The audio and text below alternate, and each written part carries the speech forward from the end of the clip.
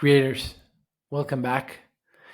It's so good to be here again, creating for you, creating this space, this podcast. We had a very long hiatus of over a year. It has been a very challenging year for me. You know that I live in Israel. I'm an Israeli, born in Mexico, and ever since October 7th, I didn't really have much energy, spirit, or kind of the will to record and go live again and put the camera on my face. But we all have to move on, choose life, and move forward. And thank you for being here. This is a very amazing conversation I had with Yitzy. We don't only go into Bitcoin, crypto, and Web3 subjects. We also go into our personal path, especially Yitzy's story and how he personally is dealing with the whole Web3 space in Israel. So I am hoping that you come back with renewed energies. And if you're new to the show, subscribe, like, comment, and to your friends. I think this is going to be a great episode, and it's going to be a kickoff, an amazing new season of the Web3 Creators Podcast. So sit back, enjoy the show. You're listening to the Web3 Creators Podcast, where we speak to the brightest minds and builders in crypto, DeFi, NFTs, and the metaverse. Our goal is to give you the absolute best tools for building a thriving business in the Web3 space. Now, here's your host, Hernan Arber. Let's start creating. Ladies and gentlemen, Creators, we're back. After over a year, the Web3 Creators Podcast is live again, once again. And it's not by chance. I have a very good friend here with me, bringing my support, and also a very strong reason of why we're back. So here's my friend, Yitzy Hammer. He is a great Web3 crypto lawyer. The whole industry over here in Israel knows him. He's also my co-founder and head of legal at Soundwork, which I really hope that will pay big for him sometime. Now that we're in the depths of despair in Web3. And he's also a very dear friend and a very good confidant. He's helping me all around, and I am looking forward to hearing his story, because he also runs a podcast named Beyond the Code, which you guys are invited to check out. Listen to the episodes. There's also one of my episodes, and I also a good friend Joseph, who is on the last episode. Go check him out. Great podcast, great content. He's also a great host. So I'm very happy and excited to be back and to have you here, Yitzy. How are you doing? Thank you so much for that warm introduction. Like I'm not usually on the other side of the table, so this is kind of fun. I'm not used to this, you know. Well, it's about time that the spotlight's on you, my friend. Thank you. More than deserved. So let's start by that. Let's tell me. So let's start by your story. Yitzy, you have like native English, so let's start by where you're from, what brought you to Israel. Let's start from the beginning. Take us all the way there. Okay. First of all, I love this question, and since I'm typically on the other side, on the asking side, and I have like in my head something that I expect my my guests to answer, and they never really meet up to my expectations. I'm going to give you like the full answer the way I'd want somebody else to answer it. Okay. When I ask people to like deep dive into their background, I'm always expecting like a deep dive. Like, where were you born? What was your favorite color in preschool? You know, like I like to go really deep because I feel like it's a good way to getting to know somebody. And people are always like, oh, I went to university here, and then I had my first job there, and my last job is here. And then it's like 3 seconds. But like, I really want to know you. You know what I mean? So right. You'll forgive me if I'm gonna like, if I'm gonna give you like a long and boring answer now. Ramble on, my friend. It's about time our audience gets to know you. All right. So I grew up in the States, in New Jersey, and moved to Israel with my family when I was 14. My parents still are like very big Zionists. They we're from as early as I can remember, constantly we're speaking about how we're going to move to Israel one day. I had never been to Israel. I came here for the first time when I was 11, but I think at least twice in my childhood, my parents had like sold all our furniture and we're in the process of selling our house, and we were like going to move to Israel, and then for one reason or another, it didn't materialize. And then finally, at the age of 11, I came here for the first time. A lot of my family was already living here, and really just fell in love with the place. And then when I was 14, like just a few months after my bar mitzvah, my parents put us all on a plane, me and my two brothers, and brought us here to Israel. And it's been the most incredible experience of my life, growing up here and starting a family here. And there really isn't anywhere in the world I would want to live. I love traveling. I love seeing the world, but I always say my favorite thing about going other places is that like it reminds me what a great life I have here. And people always think, I mean, more than anybody else, you also made Aliyah, you also came out to Israel, and you share in a lot of the challenges of living here. People always think we live in some like crazy war zone, Yes. but actually, like, even People like in Mexico City ask me, Israel, aren't you afraid? And I'm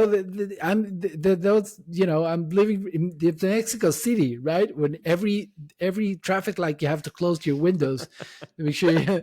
And they're like, you're not afraid in Israel? And I'm like, man, I'm more afraid going to the Tepito and to the the right. center. So, but people here, like, they really like know how to live life. Like, you go out like on the worst of days, and the coffee shops are full, the beaches are full. Like, we're in the first week of September. Kids went back to school on Sunday, and my wife's at the beach now. And I just went out and grabbed myself a lunch, and like the coffee shops are packed.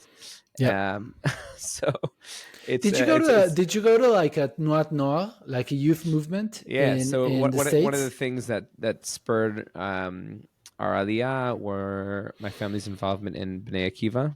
Bnei Akiva. Yeah, from like Wow. the age of 4, we went every summer to a Bnei Akiva affiliated summer camp up in the mountains in Pennsylvania. And I mean, Nice. my parents worked there. My mom worked there. My dad used to come up on weekends, and it was like such an incredible place to live, I to was in grow the up rather. Ashomer Tzair, which is like the left, Yeah, the other side of the spectrum in but terms we of ended youth up in movements. the same place, so it And doesn't really then I matter. was, but my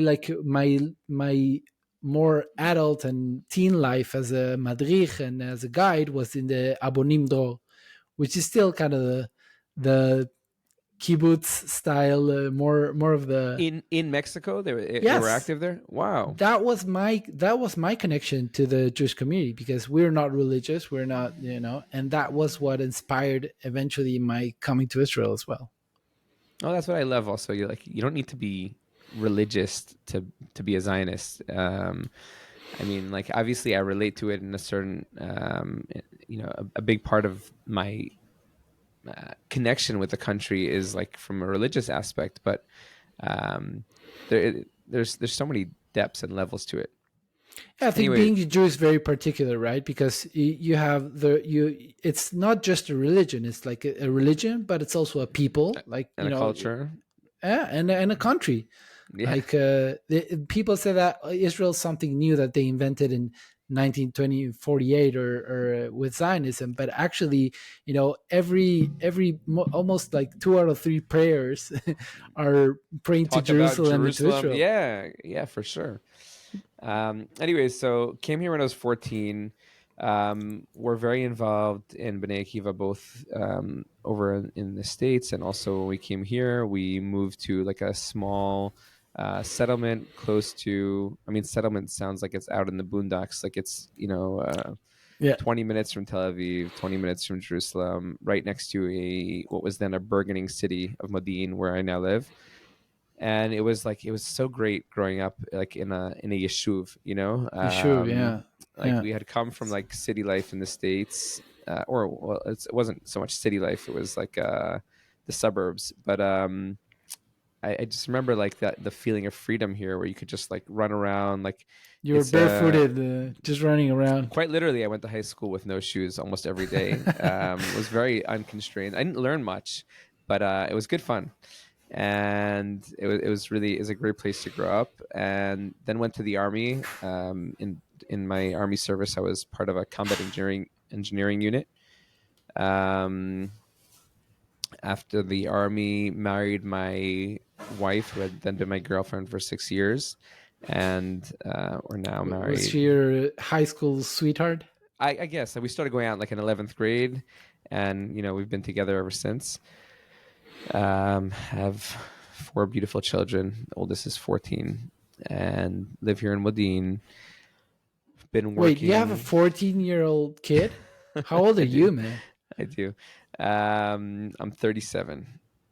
He's just about 14. He's 13. Right, But right, he right. he So tells it everybody makes he's it. So 14. yeah, I suppose you would have it at 20 something because you do look Yeah, 30 yeah, something at most. yeah. And I've been a lawyer for the past like decade. I did my internship in 2015, so it's coming up 10 years now. What made you decide like I want to study law? Is it like time to get serious? Let's get a or is it the Jewish, you have to be a lawyer, doctor or an So engineer? it's very cliche. I had my second grade teacher. I was constantly arguing with her, and she's always like, "You're gonna be a lawyer one day."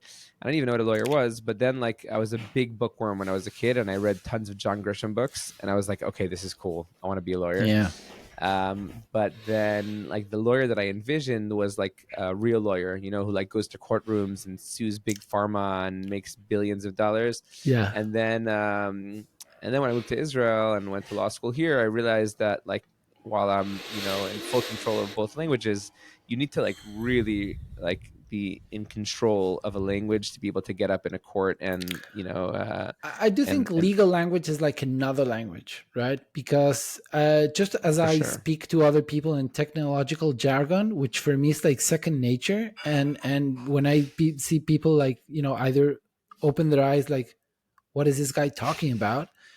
Legal jargon for me is the same. Like a lot of times it reads like a bit of like Chinese. I mean, you understand the context, but you really Yeah. do need to get into the. Yeah, so I mean, I still very much, I'm a commercial lawyer. I do like, the majority of my career was working with high tech companies, doing corporate deals and drafting commercial agreements. But 99% of it is in English. So like getting up in a courtroom as a litigator and like arguing with a judge, um, it just wasn't in the cards for me, at least at the time. Mhm. And so I kind of found myself migrating to this like subsector of law, which in Israel is like a very, very big, the high tech world here is very vibrant. There's a lot of work, and it's all in English. So that kind Right. of became my area of expertise, and worked with 10 companies for years and years and years. And then in like 2016, started seeing a lot of like ICOs and What was your first breakthrough? Because I understand that you were working with already a large law firm. I don't know exactly which one was it, but I do remember you already were working with a big law firm before you got into crypto, right? so I did my internship in a firm called Gornitsky, which is Hmm. I think like the third or fourth largest firm in Israel. But I wasn't doing any crypto work there. I was doing like mergers and acquisitions and capital markets. And then after Gornitsky, I worked in Barnea, which is also quite a large firm, and that's where I started getting exposed to crypto. Um, they had been working with a lot of like what do you call them, binary options companies. Yeah. And then when binary options became like a scam and illegal, a lot of Hmm. those entrepreneurs in binary options migrated over to forex, then crypto. And so like we kind of migrated together with them. Hmm. And I remember at the time I was working in the firm, and they put on like this like crypto event, And I was like, I had heard of Bitcoin when I was in law school. I wrote like a tax seminar about Bitcoin taxation. It was like, I think like $100 per Bitcoin at the time, but I Mm-hmm. wasn't like, whatever, like I wasn't tech savvy enough to know how to buy Bitcoin. Right. But then my firm did this event, and I was like, oh, crypto, this is cool. And then started working with a lot of crypto companies, mainly on the ICO side of things. And then afterwards doing like a lot of commercial work. And then when I moved to Herzog, which is the largest firm in Israel, Mm-hmm. was doing even more crypto work. Again, not exclusively. And at some point, I decided that I was going to leave and wanted to do something on my What own. was that point? Um, law firms are very hierarchical, and I was moving up in the hierarchy, but there's like it's a lot of politics in law firms, and I just Like a didn't. corporate ladder, but this again. Yeah, and I was Is it like the also series there, Suits? You've watched that some series? parts of it are like Suits. I guess it's like Suits in the sense that like a lot of people I was working for were like bat crazy, and there's good sides to like working with crazy people because they have like incredible work ethic, and you could really learn a lot. But like at some point, I felt that my mental health was taking a toll, and also I kind of realized that like even though they're paying you well as a salaried employee, you can make a lot more money on your own. And so I decided to go out on my own, and ultimately joined up with two other guys who were with me in Herzog, and they were part of the financial regulation department, which really did almost exclusively crypto, and decided to start this practice, DLT law, which focuses predominantly on the crypto sector.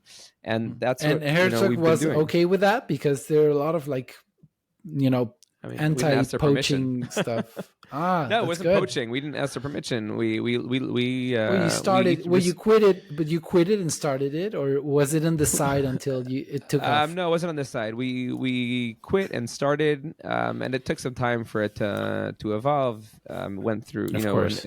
first it was me, and then it was me and another guy, and now the three of us finally like came together, and I'm bullish on what we're trying to build here. We're I'm bullshitting investing you, man. heavily. Thank you, thank you. We're investing heavily in building the practice, in getting kind of exposure around what we do, and reach new clientele. We're going to be in Tell me Singapore in a week why, and a like, half. why crypto? Because you were exposed to a lot of tech, a lot of high tech, and there's a lot of innovation going in Israel. I know med tech startups and retail, and there's of course cybersecurity. There are so many narratives that are very prominent in the Israel tech space. I don't think that Israel is quite yet the dominant force in crypto as it is in other type of technological industries, Sure. but something made you go, okay, this is an industry worth going all in on. So what was that, that aha moment for you? Excellent question. Um, so I wouldn't say that I'm all in on crypto per se. I mean, it depends like who you ask. If you ask my partners, they'll tell you that they're crypto lawyers. I don't define myself as a Let's call it crypto lawyer. distributed ledger technology if N- you want to be. no. I'm not even talking about distributed ledger technology. I like to refer to myself as an emerging tech lawyer. Okay, Right, right. and crypto is an emerging tech, and the reason that I like Mhm. emerging tech as opposed to, and you correctly pointed out, like there are so many subsectors in the tech world. You have femtech and wealth tech and ad tech and Yeah, now with agritech, and AI, I think that ball's coming in hot as well, well, right? so that's exactly where it is. I find that it's most interesting, and I find that our services are most prudent in those areas where the tech has advanced faster than the regulators and the lawmakers can accommodate to it. So people are want to say that crypto and AI, that there's no regulation around these products, and that's not true. There is regulation. There are existing regulatory frameworks that can be adapted, and are being adapted to suit these technologies, but they're not quite there yet. And I think that being a player on the field while regulatory frameworks and while lawmakers struggle to wrap their head around how to address these technologies, is like a really fun game to play. And that's from two sides. Number one, I It's enjoy fun working. unless you're getting you're getting sued by Well, a you know big what? by the In SEC or in a sense, it does suck for entrepreneurs. It's a little bit unfair.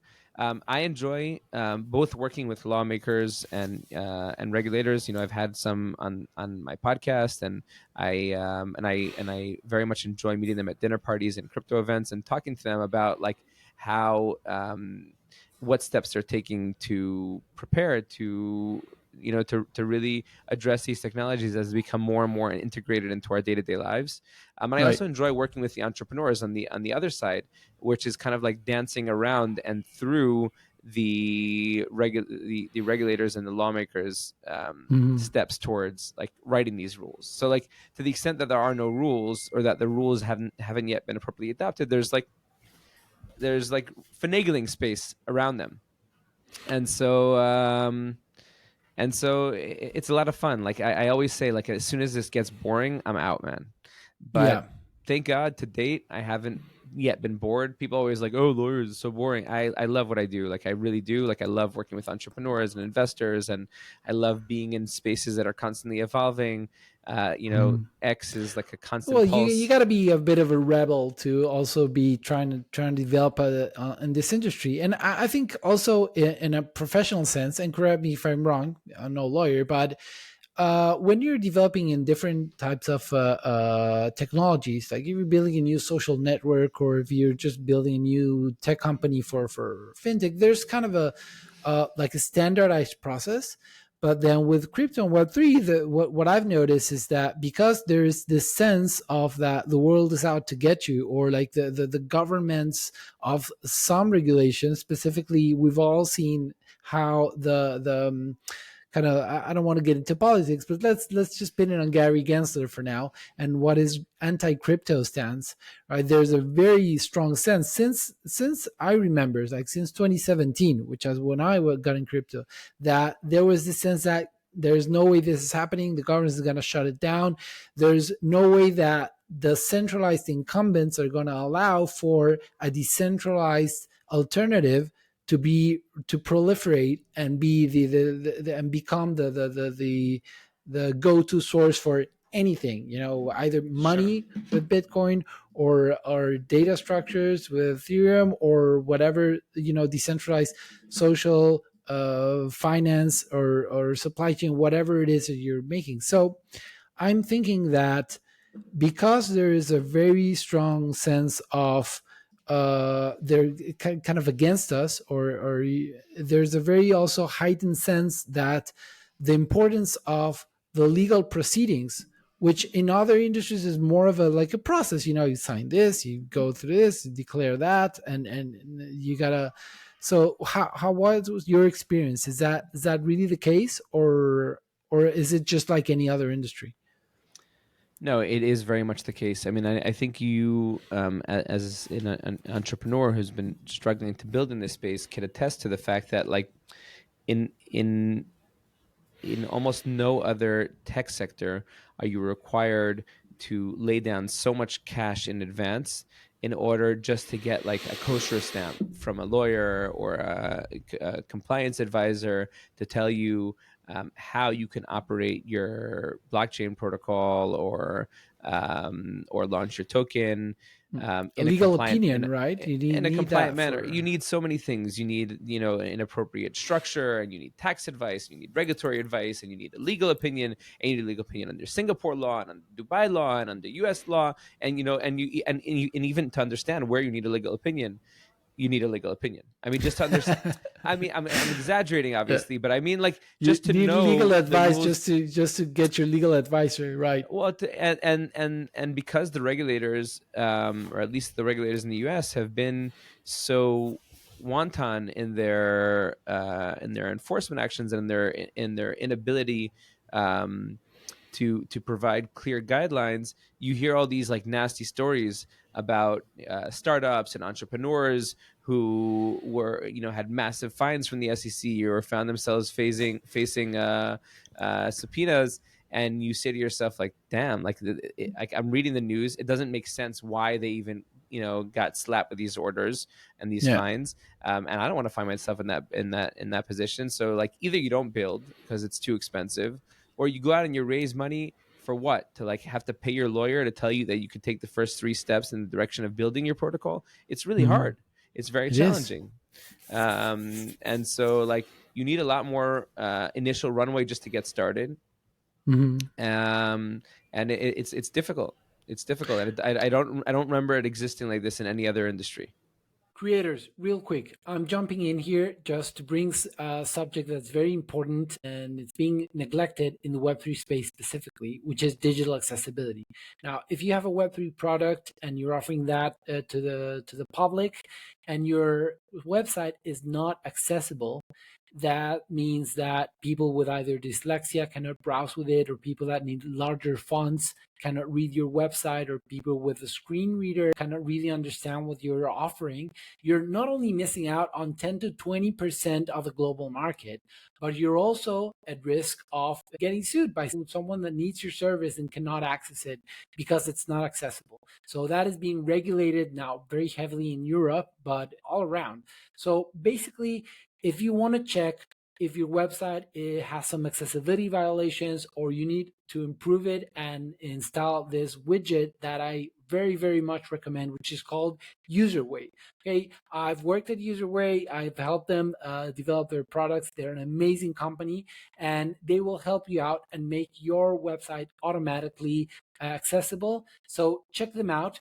In the link below, you can just check your URL for free and see what are the violations that you might be incurring into. So check out the link below, click on it, and scan your website. And if it's not accessible, make it accessible right now. Back to the show. Yeah, no, for sure. And there's also this sense, due to like the actions of particularly the U.S. government, which is where certainly most regulations then like look up to, or try to mimic, especially like here in Israel, and then I'm trying to, what about if you would put yourself in the other side, like if you would be trying to regulate Web3 and crypto in the US?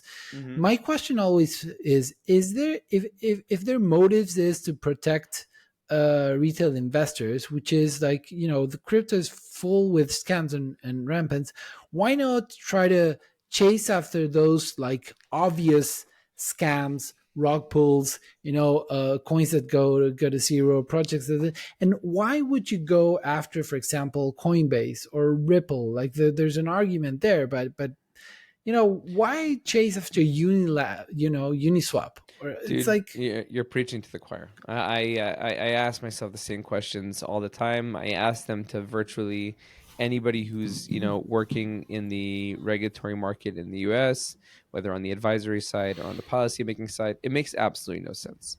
And even worse, like, you have a mandate as a regulator to protect the consumer in the U.S. from making poor decisions. mhm, Okay. And in order to do that, you need to vet companies that are looking to launch products or to raise money within the United States that are targeting US consumers. And you need to give them guidelines as to how they need to act, what they need to do. And if you don't do that, then you're not doing your job. And if right. you choose people at random and decide to prosecute them because you didn't tell them how they're supposed to act, and they went and they tried to make an informed decision based on the counsel that they received, then you're doubly not doing your job, because you could have prevented that situation to begin with. And even more so, like you say, when there are so many huge scams day after day after day that they're not even going after, and they're not even trying to regulate. So it beats me. I honestly, I can't understand. Let's just hope that Do and you I'm feel that? Do you feel that's gonna? change now with the elections being so hot? Like That was my next sentence. it's pretty clear that kind of the, if you're building in Web3, interested in or even investing in or holding crypto, it seems like it has been very, very much politicized. So it's being very clear that you're voting for Trump, then Trump's going to be this like crypto champion. I don't know how far he's going to take it actually if he does win. But the other side has been brutal. Like, it's being very clear that Elizabeth Warren is like out to get us, and they try to paint us as this whole crypto billionaires stuff, and trying to like get after us. I'm very scared about the U.S. elections. I can think of little else over the last few months. It's funny because like you'd think that with everything that we have going on here, are you allowed to vote? Yeah, of course. Nice. And me being in military reserve duty here, that I'd be more focused on what's going on here. But there's obviously a very direct correlation between the election results in the United States and everything that's going to happen here over the next few months in the north and the south. So it is something that is very much occupying my time and my thoughts. I'm terrified what will happen if Harris Waltz win. I think and when I do vote in U.S. elections, I try as to the greatest extent possible to do it in like with my American hat on. I don't vote in the sense of what I think will be good for Israel. I try and vote in the sense of what I think will be good for the United States, because otherwise I don't think it's fair to use an absentee ballot.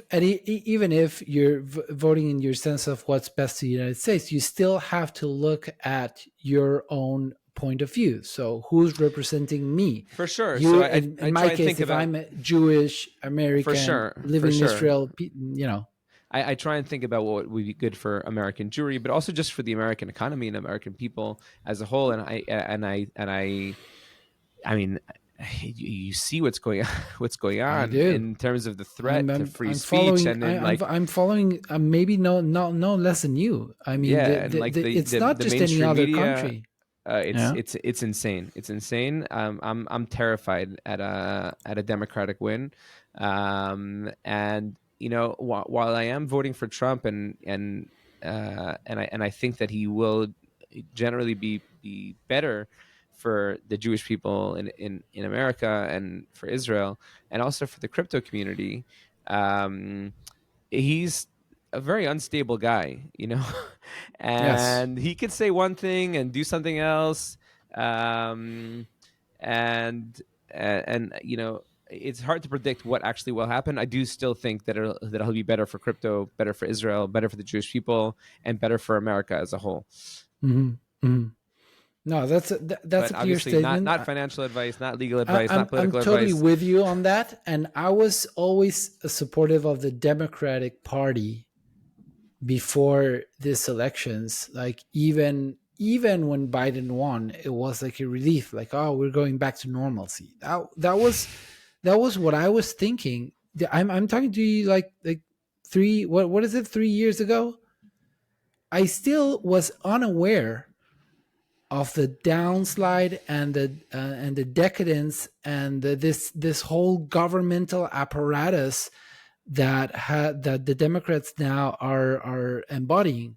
I think I was unaware of how brutal their censorship of free speech, their censorship of free, will to transaction, of the freedom of people to like do with themselves whatever they want, the freedom to think, because they're their control of the media, and that is becoming very, very, very scary. Not to mention that whatever the discussion is in Twitter regarding Israel on October 7th, and there is a lot of discussion. We have very, very concrete results that we can observe. Right, when Trump was president, whatever you can say about him, and I do think he's very narcissistic, and still we got the Abraham Accords, not because Trump is an expert in the Middle East, but he knew how to appoint Jared Kushner, which at the time seemed like a very neopotistic decision. It ended up with the Abraham Accords. He ended up thinking And I outside the can't think box. of anything else that's had a more direct effect um, on like economics in the Middle East, and even just like a sense of peace in the Middle East than the Abraham Accords. Like the Yes, ability to fly in and out of Dubai, and I was in Dubai a few months ago for my me too. first time. We were there together. Yes, Token 2049. um, previously I was terrified of the notion of like going to like an Arab country like Dubai, and like I felt so comfortable there. There wasn't once, I mean, aside from the fact that there was like a insane flood, and like I thought that my hotel was going to collapse and I was going to get swallowed up into the ground. Like from a Likewise. security perspective, I felt very much at home and welcome there, and that could be attributed directly to Trump. Yes. Netanyahu. Yes. No. And also the It's a United tremendous Arab victory. Emirates, the Saudi Arabia, and all these countries that are willing to open up their doors and that are not seeking this forever wars. Now I that's think the direction to peace. so. I think and the contrast, what we got after 3 years of the Democrat/Biden administration was October 7th. And I do think that the fact of lifting the sanctions on Iran, trying to appease them and caving For to sure. the what is it that you want, and just let's sign this agreement and come to the table, and this kind of pretty please attitude towards the tyrants and the dictators and the Islamists in the Middle East. That's done so much damage, and So much and that's damage. trying to look at it objectively, because we are like still hurting, right, from October 7th and this brutal war that's been going on ever since. So I don't see. I'm truly afraid as well of what would happen if now the Islamists would be emboldened by another 4 years of democratic rule and this appeasement policies of. It would be so bad. It terrifies me. It really And terrifies me. the other side of the coin is it's also quite worrying, because as much as Trump wants to support us and is willing to accord us, he could also go, well, we're not spending any more money or anything on Israel. Let them fend for themselves.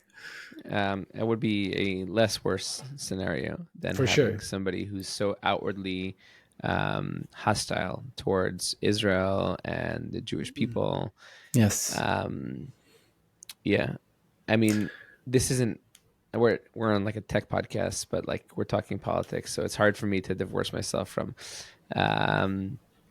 I find that what Elon Musk calls the woke mind virus to be a tremendous threat to to society and to the free world. As funny as that sounds, but I just think that like the balance of right and wrong has completely been offset. I mean, I think that like you look at like the fact that people don't know what a woman is and what a man is, just like I don't know. It's I find it to be something that's poisoning a lot of other areas, be it sports, be it politics, be it academia. It's also something that I find very scary, and I think that the Democratic Party, has been pushing that narrative very, very, very heavily. And I think most of the policies that I see, at least like, for example, RFK Jr. Run with, they are all type of like, it's been such a polluted society due to this kind of profit first, human second type of policy from the corporation. So you can trace back the man woman gender affirmation pronoun using type of all this type of narrative around, you can define yourself as whatever sex or as a dog if you want at age 5. That is, I think that's empowering the specific industry, which is a sex operation industry. So as well as the food industry, which is causing this epidemic in health in young children, and you can connect it with big pharma, which is now profiteering for the fact that they have a permanent customer at a very young age that is going to pay them for medication for the rest of his life. And that's why the life expectancy in the US, which is the wealthiest and most powerful country in the world, has gone down, with other countries like in Europe or here has gone up. And then you connect that to the fact that the industrial military complex wants this forever wars to keep going on. And that's why they will not settle with Putin and come to an agreement and end the war, because all these billions of dollars that are going to Ukraine, they're not going to Ukraine, they're going to the military complex and the Raytheon and Lockheed Martin and Boeing. And that brings us back to here, to makes you question why, why is there an interest on the Democrat Party to tell us don't go into Rafah and don't do this and hold back? And, it's like, it's a feeling like, they don't want this to end. Like, they don't want us to just crush them, and make this end. They wanted some time to, they want to find like a loophole and extend it here and give him some room. And it's crazy, right? Yeah. Again, you're preaching to the choir, man. I'm with you. Let's go back to our personal projects, our passions, and tech. Yitzy, what are you looking forward to? What is the whole goal of your mission in Web3? How do you look at the industry moving forward, especially since we having some brutal months? Since May, June, where we'll be basically doing nothing, going down, chopping downwards. A lot of people already round trip their bags in crypto. It's been like, if you've been holding Bitcoin, it's like, you probably chill, because it's done just nothing. It's been raging, seeing that 65 to 50 something range, and it's just done nothing. So you're pretty chill. Now, if you've been holding altcoins very heavily like me, like it's more to more, that's I'm sorry for your side. Loss. Yeah. Like if you're not round trip your gains, you're probably in a loss. And that's a very painful place to be in, especially given that all the signs that we're in this kind of raging bull run that everyone was talking about from October, last October. And now here we are. So what do you think about the the scene moving forward? What do you think about it more macro? Because we also saw the Nvidia stock falling, and maybe that's a top for stocks, which is bad for risk assets. What is your take on this? What's your view? Yeah, I'll tell you. So number one, I don't get emotional, because like you said, like most of my holdings aren't like in Bitcoin, Ethereum, and they're just kind of like up and down in the same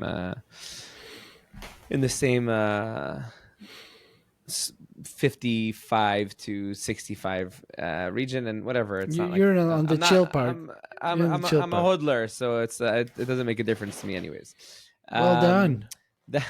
That being said, I am a service provider in the crypto industry, and people's appetite towards paying service providers, towards building and launching products that are costly, generally fluctuates in accordance with the price of Bitcoin and other digital assets, right? When they have liquidity, they're happy, they want to spend it. And so it does directly affect my livelihood to a certain extent. The other interesting feature to that is, we talked about how great it is to live in Israel and everything. Like in a sense, I wouldn't say it's all our fault, but we definitely have some impact on where the market is right now. I remember when the NFT market was riding high, and I had a lot of clients who were just about to launch their NFT projects, and we were already counting the money. Part of our payment was going to be in rev share, and everything was everything you launched would turn to gold. Every 10K project. Pay me in NFTs. And then effing Putin went ahead and attacked Ukraine, and then everything tanked. Okay. And then the only thing you could raise money with was if you were selling NFTs to support Ukraine. So, this time it's not Putin, it's Iran, and they're attacking us, and we have the war in Gaza. And I think that that's very much, impact. And, obviously the elections in the United States, these things are all impacting the current market conditions, right? The fact that people are, that we may or may not be on the brink of a World War III is definitely affecting the performance of Bitcoin and the S&P and other digital digital assets as well.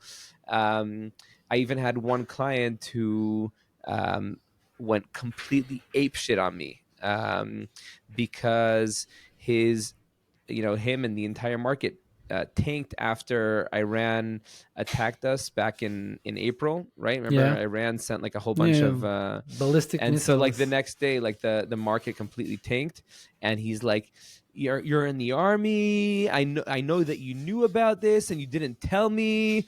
You're in it with the Iranians to get my What? token price down so that you could exercise at a better rate." I was like, dude, you are nuts. Okay.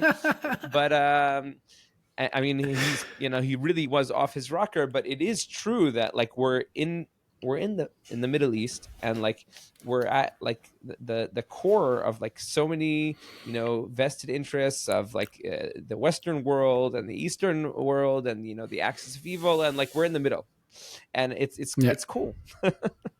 It's Yeah, cool if you and could so it's if you it's a could get good past the stress element. good word to use. It's a good it's a cool way to put it. But let's get then a bit personal, Yitzy, because I can say for myself that before October 7th, I was seldom watching the news, if ever. Maybe once or something, whatever. Just if something big happened, then I looked at an article or something. And I have been very involved. Like my Twitter feed is now like also like 70% now, and fighting anti-Semites and Jew haters online, and it's become 30% crypto Web3. And my focus have been hit. My willingness to actively manage my portfolio, keep track of the projects that I'm researching, as well as focusing on my own startup, on Soundwork, and running the team and building the product and fixing a bug and testing and running the team and running operations for raising funds. Those I have been obviously perfectly like I am severely affected ever since the country, and I cannot even complain because I had no family members kidnapped nor murdered on October 7th. So I'm not on the front lines, but I know that you are also doing some service for the army, and I understand that you have also been. We've all been affected, but I think we haven't talked about this. But what has been your personal experience? How has that affected you? Thank you for asking. Wow, that's a loaded question. It's a heavy one. Yeah. Yeah. So first of all, I think I was probably similar to you, like pre October 7, like um, not not a big news listener. Care less about what's going on in the news. More focused. I was heavily focused on building my practice and doing that kind of stuff. But yeah, since October 7th, or since October 8th, I've been on reserve duty. At least 50% of my time is spent, every week in the If in the you're army. not part of the Mossad, you can tell us what sort of service. So I'm doing. an operational legal advisor for one of the divisions that's active in the Gaza Strip, and that means that like I advise on operational issues, like on military attacks, and humanitarian issues, and on So for the people watching that are also connected to me through my kind of a pro-Israel content that I've also been sharing a lot, I hear a lot of this war crime being thrown around, and it's just like Israel's going at it, without any regard for humanitarian international law and whatever. What you're saying now is that your duty is to advise, sometimes in real time, the army and the IDF if what they're about to do or a certain operation, it complies with international law. Yes and no. I mean, yes, but it's so much more than that. Okay. International law is like a very small part of it.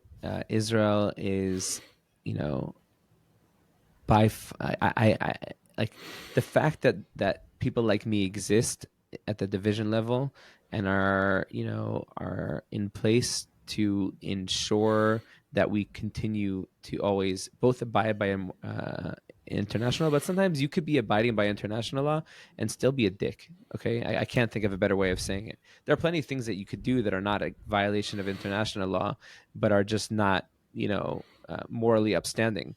The Right. IDF is both compliant and like incredibly morally upstanding. So Mm-hmm. like we often set standards for ourselves that are even higher than would, you know, that we would have to, in accordance with binding international law. Mm-hmm. And I'm very, very, very proud of the IDF of our country. Me too. I just don't have the. I mean, you're a real keyboard warrior. Like I see you posting almost on every comment. Like I find it very tiresome, the Oh, anti-Israel, but also like it's so ridiculous, like the kind of things yes. that people say about violations of international law and the genocide. Like, oh, give me a fucking break. Like I can't even talk.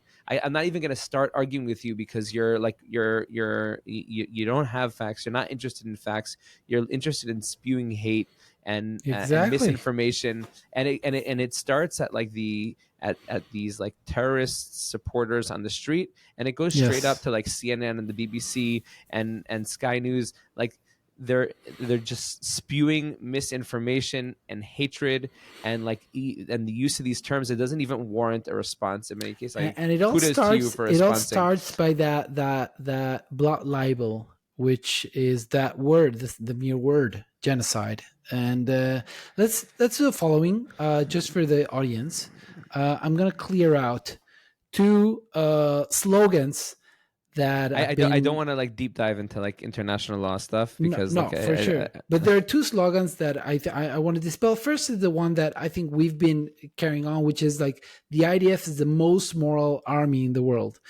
Let's say the following: most armies in the world have not been like real I, tested after I don't know. October 7th. I don't know what other armies are doing. I don't know if to say the word the most Exactly. moral, but we're incredibly moral, Exactly. and And we you're go still through going to so have a many few steps. cases of some soldiers that go berserk or do stupid shit or upload a TikTok with something offensive. And you're And still it's going to not have right, that. and it's not right. And the army, you know, never hesitates to act immediately to exemplify how wrong it is. Mm-hmm. Um, and I think that that's also something. And now let's dispel the second slogan, which is the mere word genocide. Right? Genocide is just being propagated, but the Ge- definition of genocide is like when you're trying is to actively genocide and ethnic cleansing, like these terms.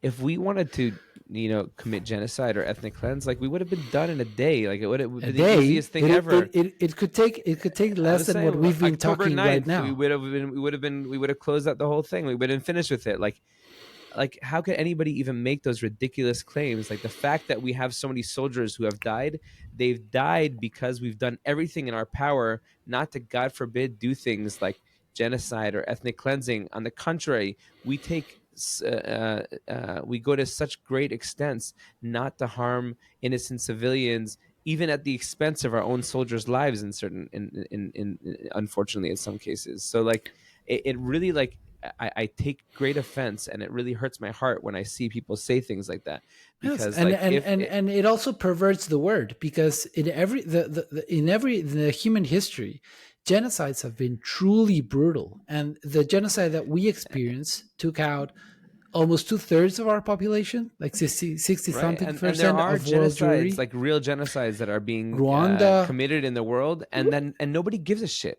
Okay, Yeah. people just and those genocides end up taking out sometimes even 80 or 90% of that specific ethnicity or population. And right. the population of Gaza has gone up since I don't know about 1948, like that. Since 600%. 1948, yeah. They were I think 60 something thousand, and now they're like 2 million. So you tell me what kind of genocide creates a 600 uptick in population. Don't get me started, and then we could talk about the definition of Yes. refugee, and it's just don't get me started. Honestly, it bores me and it tires me, Mm. so I prefer to scroll through anti-democratic party and anti-woke content instead of the anti-Israel stuff. Have you encountered professional difficulties because of being an Israeli firm dealing with international companies? Web3 is super global, super international.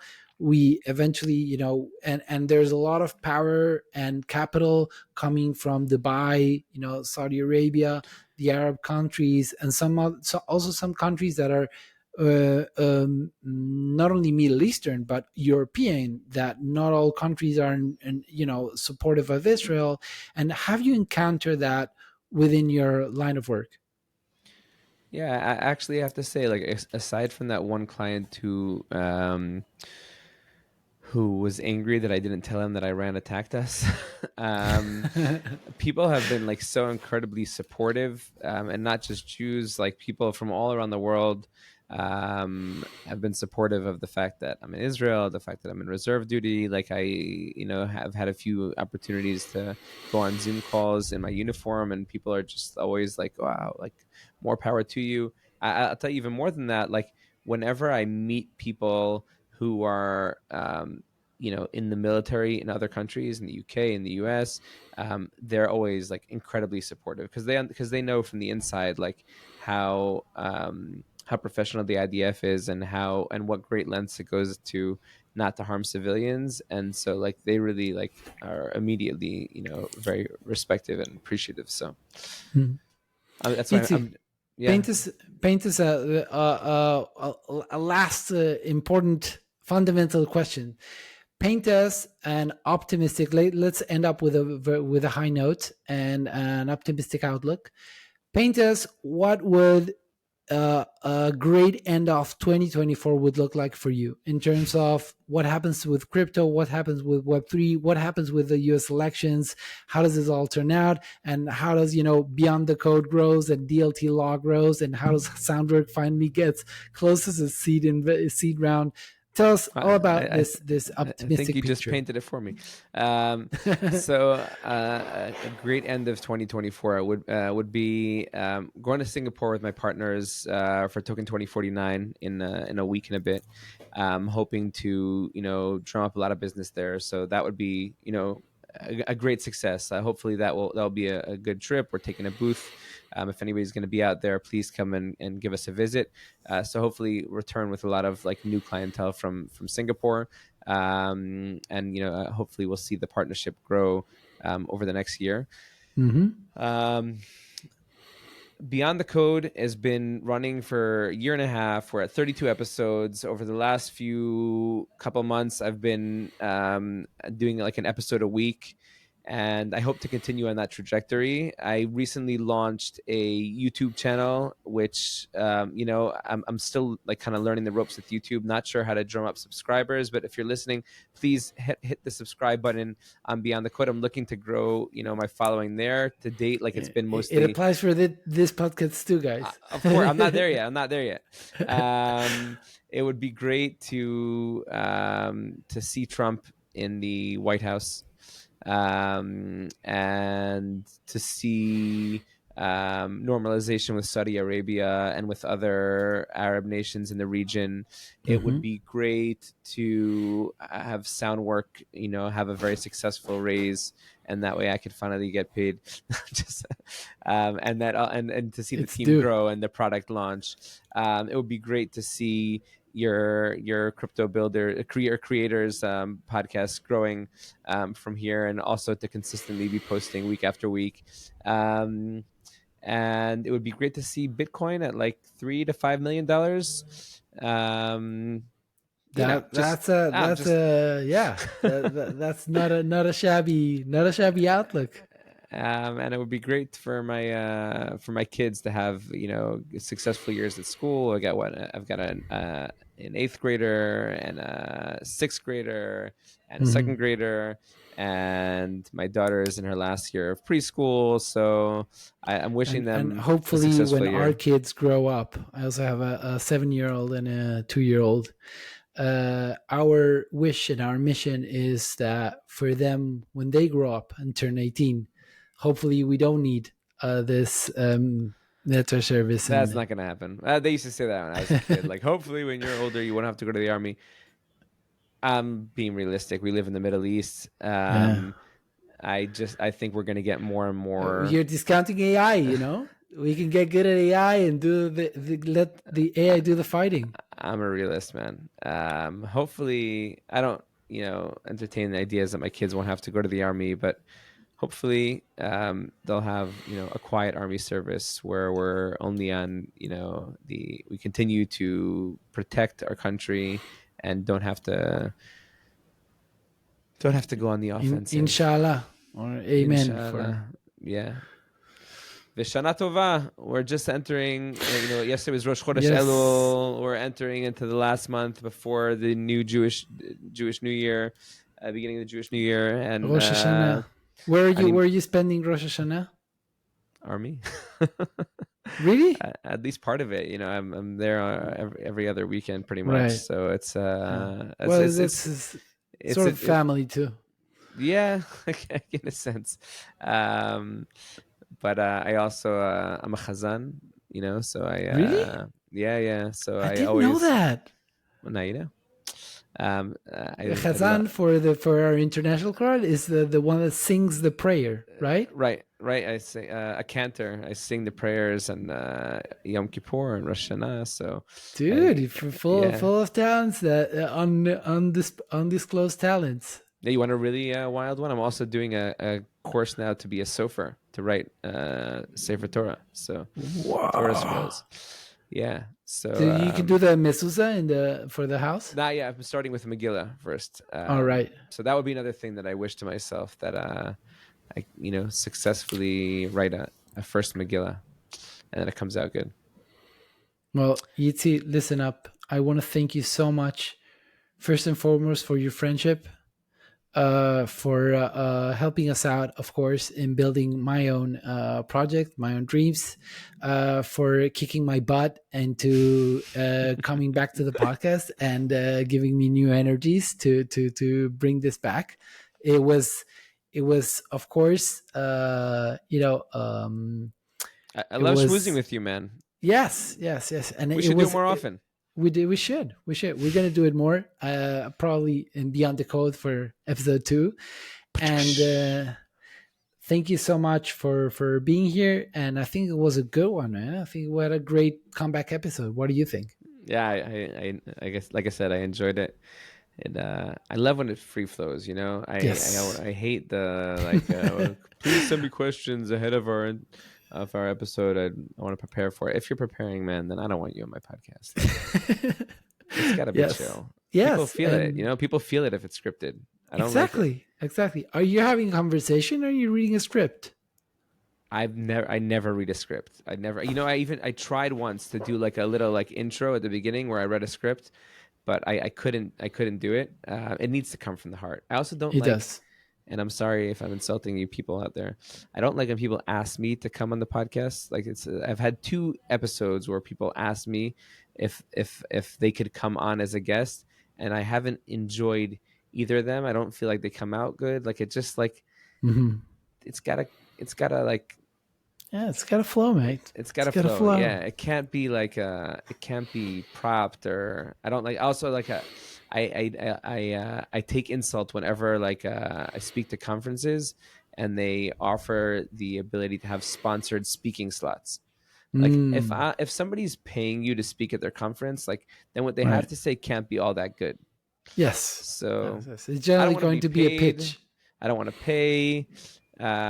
It's gotta be. You gotta be It's got to be natural. Right. Anyways, thank you for this. This has been great. Yes, for sure. This has been awesome, and have a great time in Singapore. I don't think I'll Thank be you. joining, but Don't say that yet. Things might change. You never know. yeah, If anybody's out there is looking to sponsor Hernan's trip to Singapore for Token 2049, Yes. I'm happy to find him a place to crash on my hotel room floor, although I've already offered that space to somebody else, but it could be fun. He just needs you to sponsor his flight and his ticket for Token.